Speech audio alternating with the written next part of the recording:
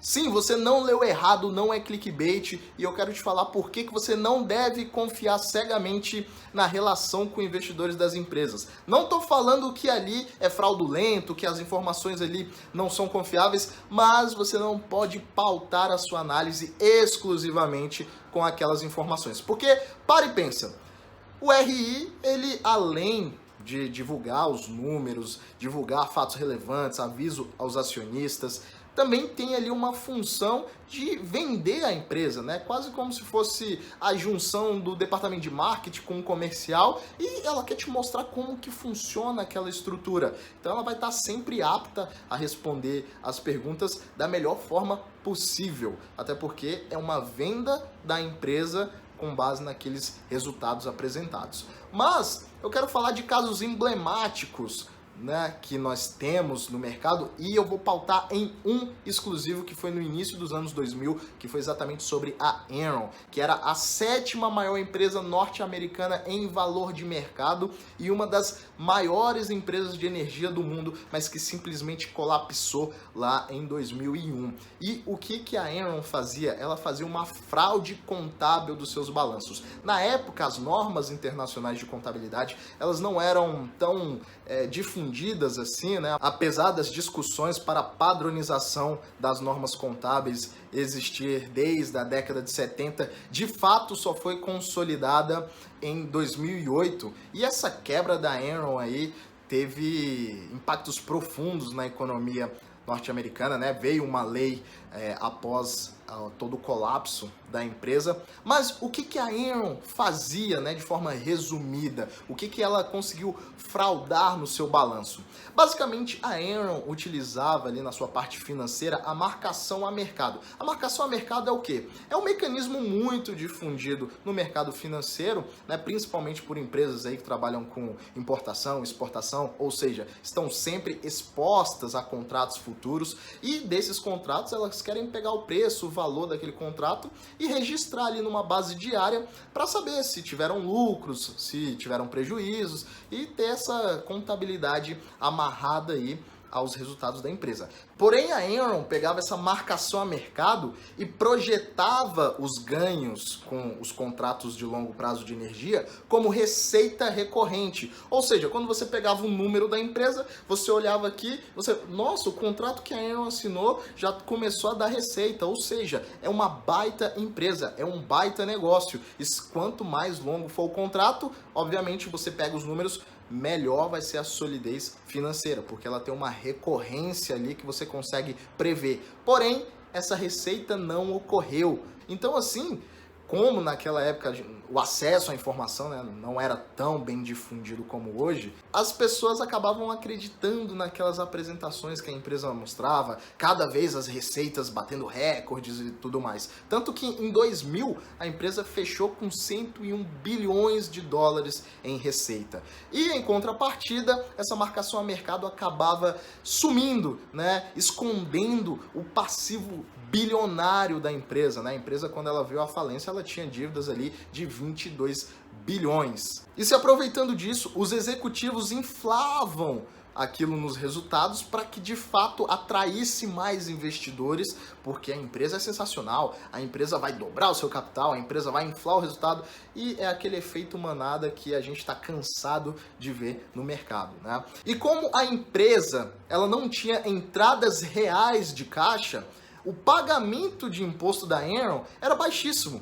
Então, a situação real, contábil e jurídica da empresa ia ficando cada vez mais complicada, mas ninguém ligava muito para isso, né? Porque as ações estavam cada vez mais sendo negociadas e, consequentemente, valorizadas, porque poucas pessoas queriam vender e boa parte queria participar daquela inflação que eram as cotações da Enron. E de fato, quanto mais pessoas querem comprar um bem e poucas pessoas querem vender, o preço começa a subir. A empresa já chegou a ter 68 bilhões de dólares em valor de mercado. Hoje pode parecer pouco quando a gente olha para empresas como Apple, como Amazon, como a Microsoft, como a própria Berkshire, porém, nos anos 2000, isso era um valor estratosférico. E E foi só em 2001, quando o setor de telecomunicações começou a apresentar perdas na Bolsa de Valores, que os números da Enron começaram a ser destrinchados. Então as pessoas começaram a ver que aqueles contratos da Enron não eram entradas reais de caixa. Isso é um exemplo claro, né, do que indiretamente, né, de uma forma, vamos dizer, quase que empírica, eu fiz, né, muita gente, muitos amigos, conhecidos, seguidores lá falando sobre a IRB. Do ponto de vista contábil, a IRB é uma baita empresa, uma gigante, né, tendo números aí astronômicos. Recentemente teve essa crise toda com a carta da esquadra, perdeu boa parte do valor de mercado com a pandemia, mas eu nunca investi na IRB porque eu sempre achei o ROI dela elevadíssimo quando comparado aos pares do setor no mercado global e principalmente porque eu não conseguia explicar para o meu racional de compra como que a IRB faz dinheiro, como que ela conseguia ter uma lucratividade tão alta. Então, quando você começa a se questionar dos números, você começa a perceber que você precisa ir além do que aquilo que a empresa está mostrando. Então, você começa, de fato, a ter que estudar a empresa. E estudar a empresa, tá? Não é aquilo de você entrar na internet, ir lá no Fundamentos, ver os indicadores, ver meia dúzia de indicador, ver o yield e pronto, vou comprar. Não, você não entendeu a empresa e quando der a primeira notícia negativa sobre o ativo, você vai vender. E o ponto-chave também é que você jamais deve comprar recomendações ou dicas se você não conhece a empresa. Não é porque tá todo mundo à sua volta ganhando com aquilo que aquele ativo vai fazer sentido para você. Talvez você não consiga compreender, talvez você não entenda do setor, não é porque tá de 10... está em 8 carteiras recomendadas. Vejo muita gente seguindo carteiras recomendadas porque não tem tempo de analisar. Se você não tem tempo de analisar, em vez de seguir uma carteira recomendada, compra um ETF, né? É bem melhor do que você ficar girando a sua carteira quando, por exemplo, daqui 1 mês, 2 meses, 5 meses, aquele ativo sair da carteira recomendada, você vai fazer o quê? Você não sabe por que você comprou, se for recomendado venda, você vai vender e você vai ficar girando o seu patrimônio. E eu peguei algumas capas, uns relatórios da época aqui, que destrincham muito bem isso que eu tô falando. Eu peguei basicamente 4 recomendações que ocorreram na época. A primeira ocorreu ali no dia 12 de julho de 2001, foi do Morgan Stanley, que considerou as ações da Enron acima da média do mercado, né? E eles mantiveram o preço-alvo em 85 dólares. Porém, as ações fecharam no dia 12 em 39,26 dólares no dia da recomendação. Quando a Merrill Lynch soltou no dia 9 de outubro a recomendação dela de que a Enron estava avançando num processo de reorientar o seu foco para atividades lucrativas. Por quê? A Enron ela saía comprando várias outras empresas, algumas das quais nunca chegaram a operar, tá?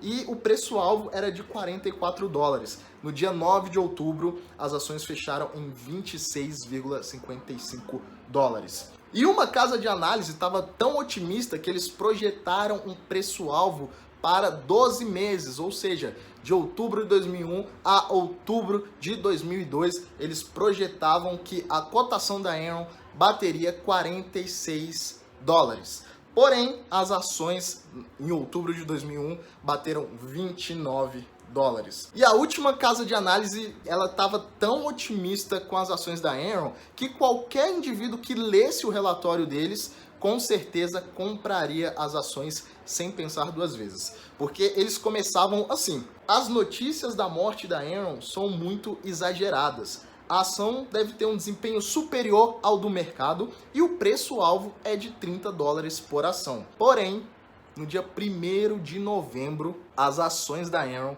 fecharam em 9,53 centavos por ação. E a ladeira estava sem fim até zerar. Lembrando que na Bolsa de Valores, quando um ativo zera, quer dizer que você perdeu todo o seu dinheiro aplicado. E houveram pessoas que perderam aí quase que 100%, né? Pessoas que perderam 90%, 95% e algumas que perderam literalmente 100% do valor que tinha investido. Então quebrou muita gente. Então, é muito importante também você avaliar a governança corporativa. E muita gente, de forma errônea, associa governança corporativa a segmento de listagem, a tag along, a quantidade de free float que a empresa disponibiliza, enfim, mas não é isso, tá? Se você quer de fato ter um parâmetro, quer utilizar a governança corporativa como algo estratégico dentro do teu racional, Instituto Brasileiro de Governança Corporativa, você vai ter estatísticas lá sobre as empresas, então você vai conseguir de fato ver as diretrizes que fazem uma empresa ter uma boa governança corporativa. E aqui no Brasil nós temos alguns exemplos, né, recentes que eu falei no IGTV, lá no comentários, informações no Instagram. Depois desse vídeo aqui, se você não viu, corre lá, tem IGTV pra caramba. Lembrando, toda quarta-feira lá no Instagram. E eu falei de duas empresas que o que elas fazem não é uma fraude. É basicamente um arranjo, né, que para a empresa faz sentido dispor aquele resultado, aqueles números daquela forma. Não vou citar quais empresas, mas se você souber, se você se ligar qual é a empresa, deixa aqui nos comentários, beleza? A primeira empresa, ela tem 3 bilhões, na verdade mais de 3 bilhões investido. É dinheiro da empresa, porém dinheiro este que não está contabilizado ali em disponibilidade, né, na primeira linha, a linha mais líquida do ativo circulante. Ela está em investimentos, então ela está ali no ativo investimentos, no ativo não circulante, dentro de investimentos. Porém, ao invés da empresa contabilizar esse dinheiro investido num fundo de investimentos